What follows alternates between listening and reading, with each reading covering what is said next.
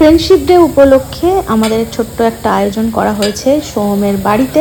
তো সেখানেই আমরা যাচ্ছি। তার আগে একটুখানি দেখতেই পাচ্ছ একটু চপের দোকানে এসেছিলাম, এখান থেকে কিছু চপ নিয়ে গিয়েছিলাম।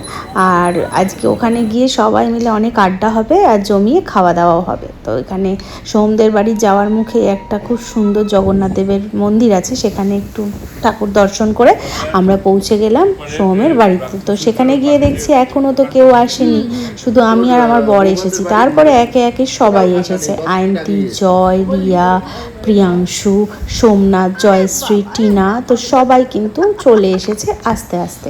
তারপরে মালা বানিয়ে দিল চা, তারপর জমিয়ে অনেক দিন পর যেহেতু দেখা হয়েছে তাই আড্ডা হচ্ছিল, অনেক অনেক গল্প হচ্ছিল, ইয়ার্কি হচ্ছিল।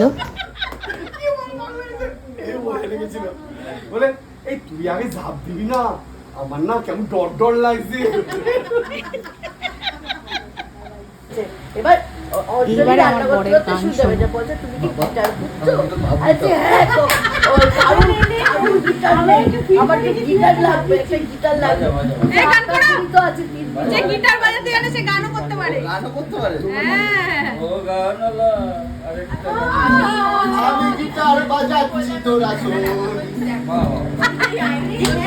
গানে লাগলে গানে আগুন রে, আমার সহ্য না করতে পারলে আমার কিছু করা। এই ট্রেনে বসিয়ে দিলে হয় রে, এরে দুজনকে ট্রেনে উঠিয়ে দেবো।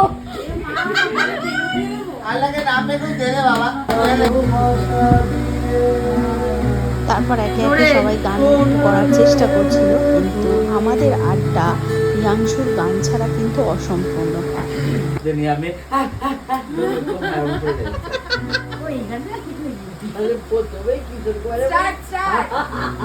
বহু ভালোবাসা দিয়ে শোনালে দবামি